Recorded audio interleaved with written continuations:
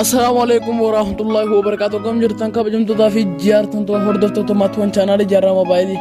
arras barun saja wan gabadde surfe barun suga wan heddu motor mora kisaro wan khana asre fanno video ega kani master kese tu walkete fanne boda barre fama gubbarra video gubbarra ro kani master khajo akamit walkete fanna khajo rega akamit ega walkete fanne boda mogga isaira basna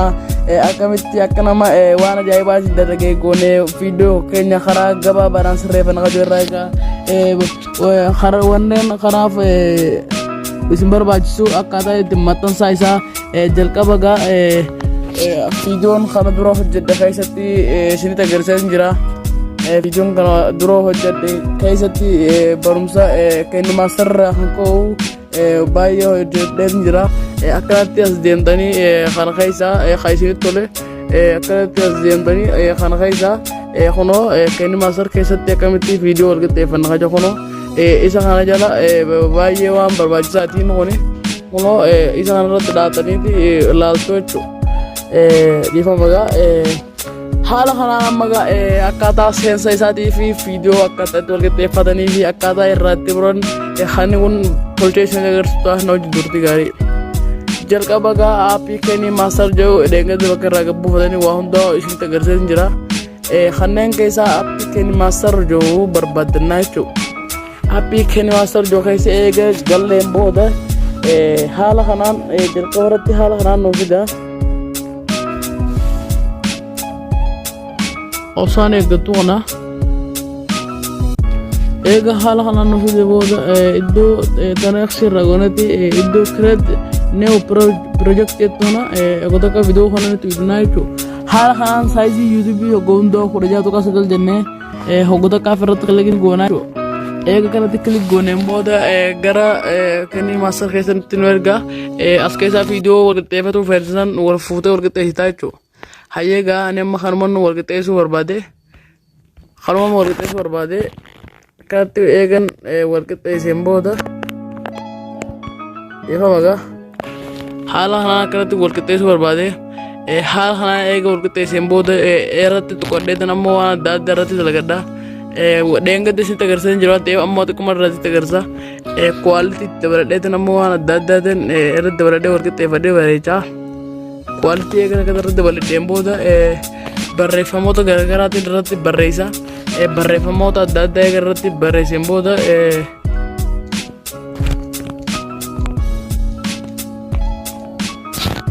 haala kanaan barreeffama irra barreessa barreeffamaan fuudhee asin kaa'ee jechuudha eega as kaa'ee booda akkanattiin as guddisaa chaanaala koo asin kaa'ee jechuudha itti aansuudhaan bakka tanarratti gattuquudhaan iddoo zala iddoo toonzeen jettuna akoota kaaf kalikni goonaa jechuudha haala kana eega kalik gooneen booda gamanatti asiisineeti akkanatti asiisinee fiidiyoo kana akkanatti moobaayila kana asiisineeti guddisnaa jechuudha gama keeni maastar jiru iddoo tanarra quraaf yaanaa iddoo tanarra kana asiisinaa jechuudha eega kanatti asiisneen booda akka gama dhumarrattis gama warqi hundaan taatutti iddoo tana gattuunaa jechuudha akkanatti iddoo tana eega goota kaaf kalik gooneen booda irraa deebinaa jechuudha hayyeega eega kanatti barreeffamoota adda addaa irra barreessinee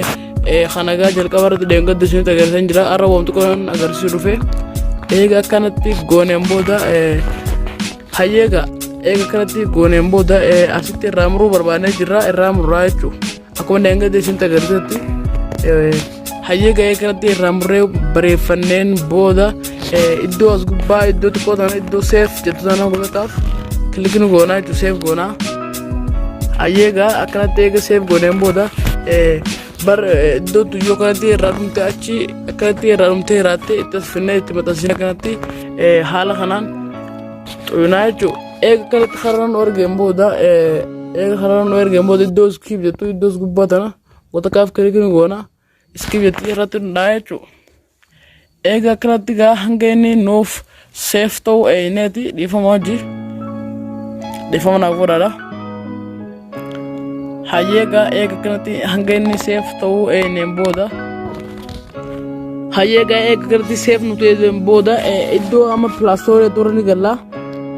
eega pilaastooree galleen booda maqaan itti barreessu kan itti barreessitanii ayaga akka daydi inshood jedhanii barreessanii jechuudha. Inshood jennee eega kanatti ittiin barreessineen booda as gubbatti nuuf dhufee jira ooppiin godhannee instaal goonee gadi buufannee amma tana inshood kana keessa gallaa jechuudha. Inshood keessa eega galleen booda haala kanaan iddoo viidiyoo jedhu irratti tokko tokkaaf kilikni goonaa jechuudha. Iddoo viidiyoo jedhu irratti tokko tokkaaf eega kanatti kilik gooneen booda irra deebiidhaan ammasiinis iddoo neewu jedhu irratti kilikni goonaa jechuudha. Eega kana gooneen booda viidiyoo reefu tana kan masar keessatti daleenee haala kanaan jira. Haala kanaan as qabnaa irratti tuqannaa jechuudha. Eega kanatti irratti tuqanneen booda barreeffama inshoot jokaasii kana ni hayna exit qoda sitan qineeti iddoo firee rooma beektu nama tokkaaf kilikni goonaa jechuudha. Hanga inni irraa nuuf haqamu obsaan ni eeggannu. Eega obsaan eegganneen booda hayyega kanatti nu dhufeen booda haala kanaa as harkifneeti iddoo as gubbaa tana iddoo crop jettoona honoon gartan jedhi yaada iddoo crop jettoona ogotakkaaf kilikni goonaa jechuudha. Eeganaan booda iddoo firee jettu tana ogotakkaaf eegarratti as dhufnee kanarratti wanneen booda haala kanaan gamana siisinaa jechuudha. Gamana siisinee akkanatti bareechinee akkanas goonaa jechuudha. Hayyega amma gamas deebee jira. Haala kanaa akkanatti ati deebisnee ogotakkaaf raayitee gara gooneen booda haala kanaa amma barreeffamni sun irraa nu haqameet jira jechuudha. Hayyega amma isinis asirraa gad buufachuudhaaf iddoo as gubbaa tana iddoo seef jettana eega seef gooneen booda haala kanaan nu bu'a. Baruu sun gaa waan hedduu barbaachisaati waan hedduu namatti tolata akka yoo isin tollee laayikii godhaadha yoo hiriyoota keessan biraan ga'uun dagatinaadha subscribe chaanaalii kana subscribe godhaadha hanga barumsa kana wal deebinu wassalaamu alaikum warahmatullahi wabarakatuh.